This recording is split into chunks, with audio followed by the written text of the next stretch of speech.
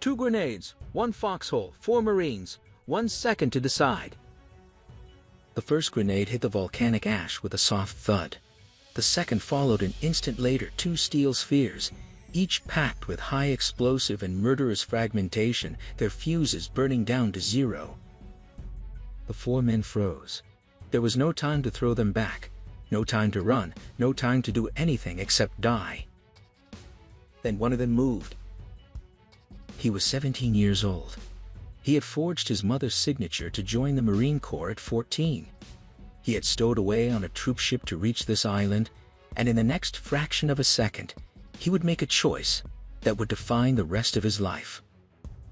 His name was Private First Class Jacklyn Harrell Lucas, and what he did on February 20, 1945, in the black sand of Iwo Jima, would make him the youngest Marine in history to receive the Medal of Honor.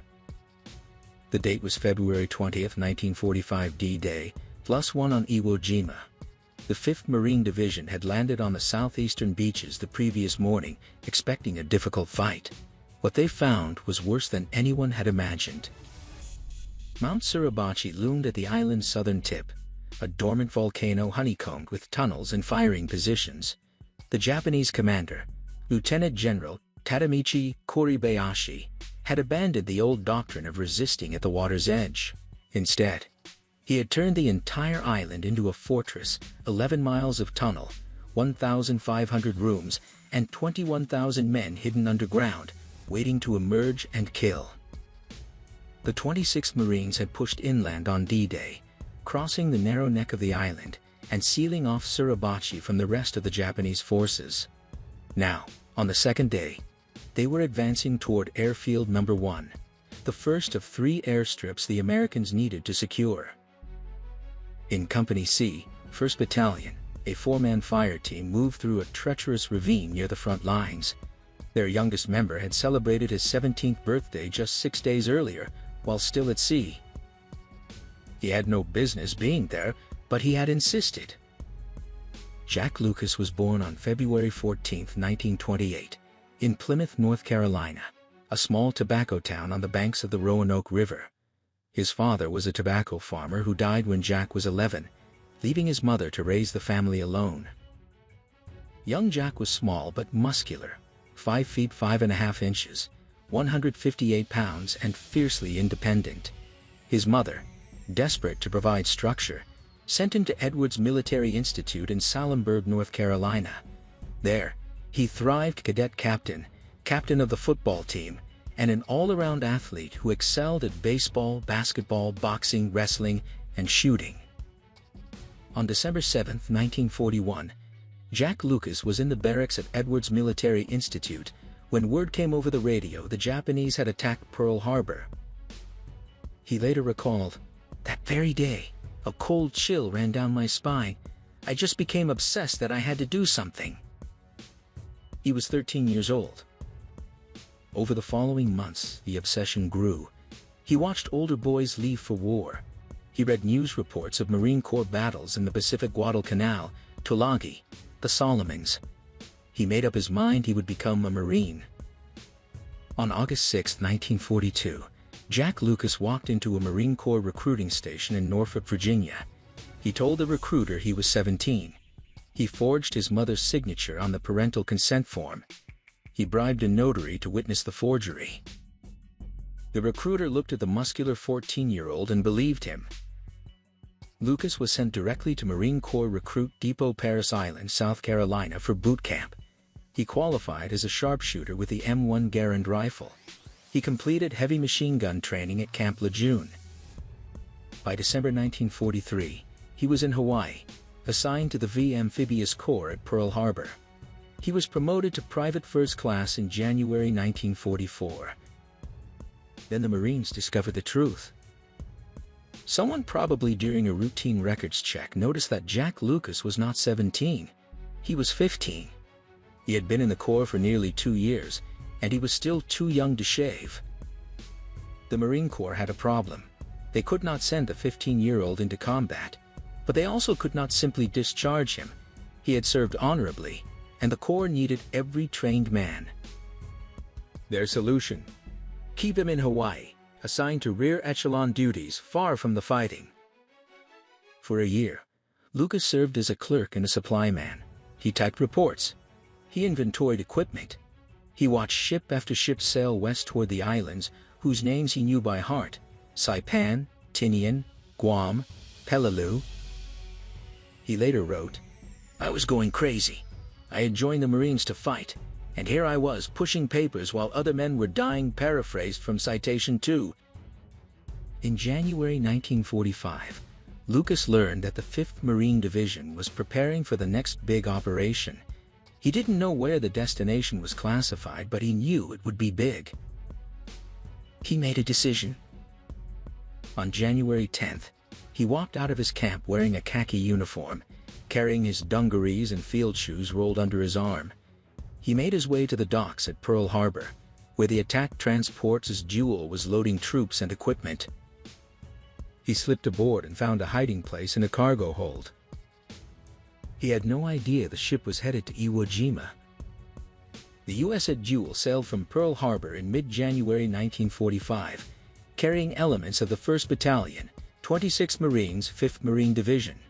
Below decks, hidden among cargo crates and supplies, Jack Lucas waited. He had brought a rifle and a pack, borrowed from unknowing comrades. He had enough food and water to last a few days. After that, he would have to reveal himself. The voyage took 3 weeks. Lucas hid in the hold, emerging only at night to stretch his legs and find food. He later estimated he lost 15 pounds during the journey.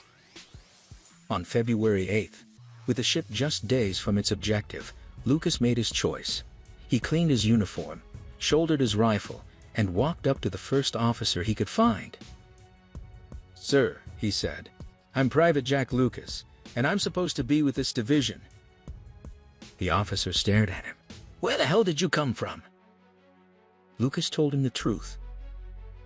He was taken to the battalion commander, Lieutenant Colonel Daniel C. Pollock, and the commander of C Company, Captain Robert Dunlap.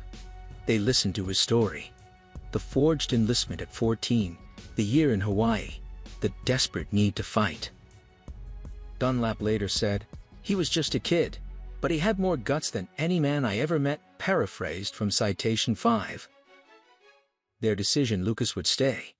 He was assigned to a rifle company as a private, reduced in rank for going UA, and issued proper gear. On February 14, 1945, Jack Lucas celebrated his 17th birthday somewhere in the Pacific, aboard a troopship bound for an island he had never heard of. 5 days later, on February 19th, he went ashore. The landing beaches on Iwo Jima were chaos. The volcanic ash, black, soft, granular, made movement nearly impossible. Men sank to their ankles with every step. Vehicles bogged down. The Japanese had zeroed every square foot of beach with mortars and artillery, and shells rained down continuously. Lucas later recalled, "The noise was unbelievable. Shells were screaming in, men were screaming, the wounded were crying out for corpsmen. I thought, what have I gotten myself into?" Paraphrased from Citation 2. The 26th Marines pushed inland, crossing the narrow neck of the island to cut off Mount Suribachi from the rest of the Japanese forces. By nightfall on D-Day, they had accomplished their mission, but at a cost. Casualties were heavy. The division had lost hundreds of men. Lucas survived the first day. He dug a shallow foxhole in the ash, ate a cold ration, and tried to sleep amidst the intermittent shelling. The next morning, February 20th, his fire team received orders to move forward. The 4 men, Lucas and 3 other Marines whose names are lost to history, crept through a twisting ravine near the front lines. The terrain was treacherous, steep walls of volcanic rock, narrow passages, visibility limited to a few dozen yards. The front line was fluid and uncertain. They could not be sure where the American positions ended and the Japanese began. They moved slowly, weapons ready, eyes scanning every shadow. They did not know that 11 Japanese soldiers were waiting in a parallel trench just ahead. The ravine opened onto a small clearing. The 4 Marines spread out, taking cover behind rocks and folds in the terrain. Lucas was in the rear, providing overwatch. Ahead, they spotted a Japanese pillbox, a low concrete structure with firing slits facing the American lines. They could see movement around it. They could hear voices. The fire team leader gestured, "Move forward, find a better position." They advanced, staying low, using the terrain for cover. The Japanese saw them. A burst of rifle fire cracked overhead. The Marines dove into the nearest cover, a shallow trench that ran along the edge of the ravine. Lucas landed hard, his M1 rifle jarring against the volcanic rock. He scrambled to bring it to bear, to find a target, to return fire. The rifle jammed. He cursed, working the action, trying to clear the malfunction. Later, he would realize that the jam might have saved his life if his rifle had fired. He would have been exposed, standing, firing, an easy target. Instead, he was low in the trench, struggling with his weapon, when he heard the shouts. The Japanese had maneuvered. They were in a parallel trench, separated by only a few yards of open ground. Lucas could see them now, 11 soldiers, armed with rifles and grenades, preparing to assault. The Marines opened fire. Lucas, his rifle still jammed, watched helplessly as his comrades engaged the enemy. The Japanese responded in kind. Rifle fire crackled back and forth. Someone threw a grenade. It exploded short, showering the trench with fragments but causing no casualties. Then the Japanese threw 2 more. Lucas saw them coming, 2 dark objects arcing through the air, trailing smoke, tumbling end over end. They landed directly in the trench, in front of the 4 Marines. 2. The fuses were burning. There were perhaps 2 seconds left. The men froze. There was no time to pick them up and throw them back. No time to scramble out of the trench. No time to do anything except wait for the explosions that would tear them apart. And in that frozen moment, Jack Lucas moved. He later described what happened next in simple, unadorned language. "I yelled, 'Grenades!' and I jumped over one of the Marines and dove for them." He did not think. He did not calculate. He did not weigh the odds of survival. He simply acted, throwing his body onto the 2 steel spheres that would, in the next instant, turn the trench into a slaughterhouse. One grenade he covered with his torso, pressing it into the volcanic ash. The other he reached out and pulled beneath him, gathering it close. First grenade detonated. The explosion lifted Lucas off the ground, hurling him backward, shredding his uniform, tearing into his flesh. The blast was point blank, the full force of the high explosive, the razor-sharp fragments, the concussive shock, all absorbed by his body. Later, surgeons would count more than 250 separate wounds. Shrapnel had torn through his right arm and wrist, his right leg and thigh, his chest, his face. Pieces of metal, some the size of .22 caliber bullets, had embedded themselves in his organs, his muscles, his bones.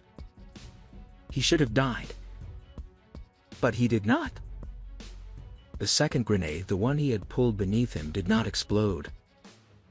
Later, investigators would speculate about why. Perhaps the fuse was defective. Perhaps Lucas's body had smothered it, depriving it of the air needed to ignite. Perhaps the volcanic ash had cushioned the impact and disrupted the mechanism. Whatever the reason, the second grenade remained inert, clutched in Lucas's left hand as he lay bleeding in the trench. The 3 other Marines were unharmed. Lucas's body had shielded them from the blast, absorbing every fragment, every ounce of concussive force. They looked at him. He was motionless. His uniform was in tatters. Blood pooled beneath him in the black ash. He was not breathing, or if he was, they could not see it. They believed he was dead. The firefight was still ongoing. The Japanese were still in the parallel trench, still shooting, still dangerous. The Marines had to move. They left him there. But Lucas was alive. Conscious, barely, aware dimly of the pain, the blood, the ringing in his ears. He could not move. He could not speak. He could only lie there in the bottom of the trench, waiting for whatever came next. Later, he would describe the sensation. I couldn't make a sound. I couldn't move. I just lay there, thinking, so this is what it's like to die. Paraphrased from Citation 2. The Japanese patrol was eventually routed. The 3 Marines, freed from the threat of the grenades, were able to continue the advance and drive the enemy from their positions. But Lucas remained in the trench alone, bleeding out into the volcanic sand. Minutes passed, 5, 10, 15. He was losing consciousness. The world was fading. Then he heard voices. Another Marine unit, not his own, but a different squad from another company, passed through the area. They saw the trench. They saw the body. One of them climbed down to investigate. He found Lucas alive barely. He called for a corpsman. The Navy medic arrived quickly. He knelt beside Lucas, assessed the wounds, and began emergency treatment. As he worked, a Japanese soldier appeared at the edge of the trench, raising a grenade to throw. The corpsman saw him. He drew his carbine and fired, killing the Japanese soldier instantly. Then he went back to work. Stretcher bearers carried Lucas to the beach. The journey was brutal over rough terrain, under intermittent fire, with every jolt sending fresh waves of agony through his shattered body. On the beach, he was loaded onto an LST, a landing ship, tank that served as an improvised hospital ship. From there, he was transferred to a cargo ship that had been pressed into medical service. All the dedicated hospital ships were full. Finally, he reached the USS Samaritan, a proper hospital ship, where surgeons began the work of saving his life. The damage was catastrophic. Shrapnel had penetrated his chest, narrowly missing his heart. His right arm was nearly destroyed. His right leg was torn open from thigh to knee. Fragments had embedded themselves in his liver, his intestines, his lungs. Over the following weeks, he would undergo 21 surgeries. Surgeons removed as much shrapnel as they could find, but they could not remove it all. For the rest of his life, approximately 200 pieces of metal remained in his body, some the size of .22 caliber bullets. Every time he walked through an airport metal detector, it would beep. Lucas was evacuated to San Francisco, arriving on March 28, 1945. From there, he was transferred to the Naval Hospital in Charleston, South Carolina, to continue his recovery. While he was in the hospital, the Marine Corps reviewed his record. The charge of desertion, the mark that had followed him since he stowed away on the Duel, was removed. He was promoted back to private first class. And then, in September 1945, word came from Washington. He was to report to the White House. On October 5, 1945, Jack Lucas stood on the south lawn of the White House with 13 other Marines and sailors.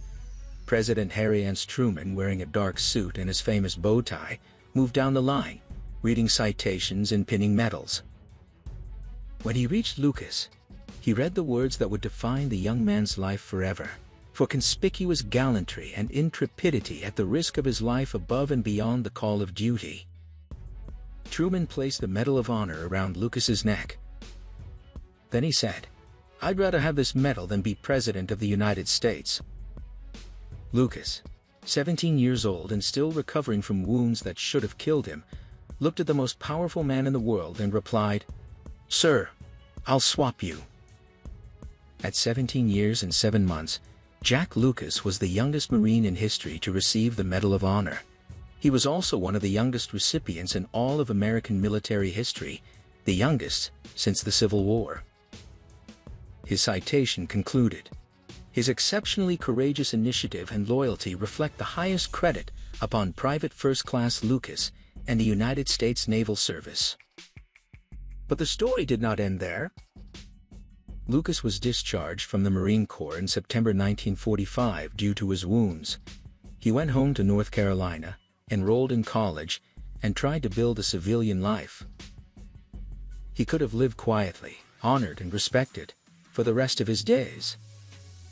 He chose a different path.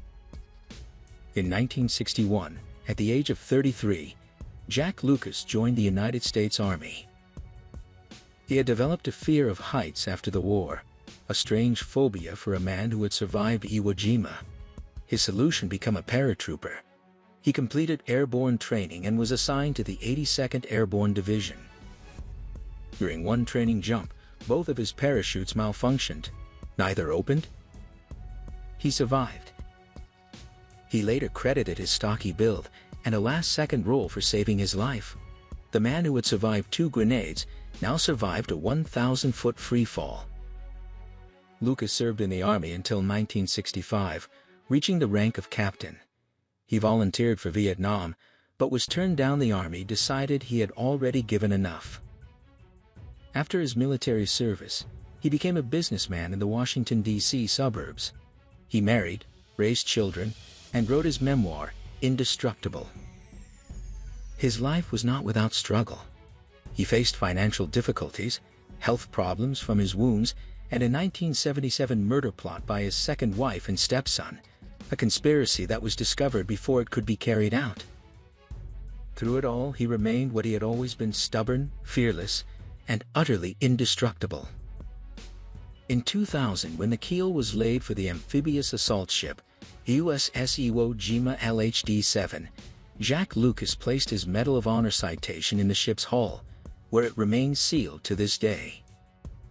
In 2006, he and 15 other living Marine Medal of Honor recipients were presented with the Medal of Honor flag by the Commandant of the Marine Corps.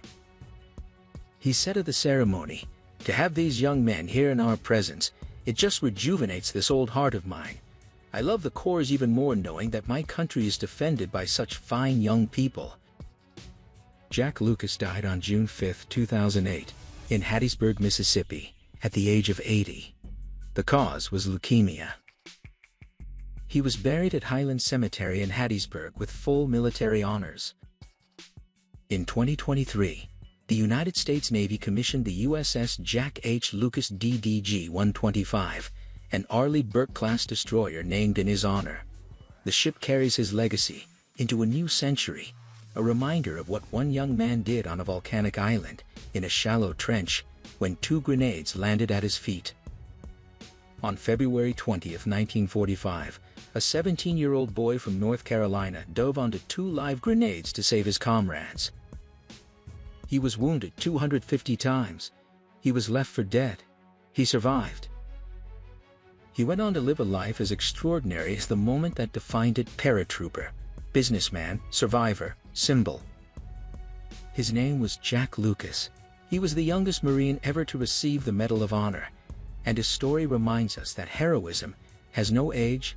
This was just one of countless untold stories from the Second World War. Subscribe to WW2 Folders as we continue to bring these forgotten chapters of history back to life.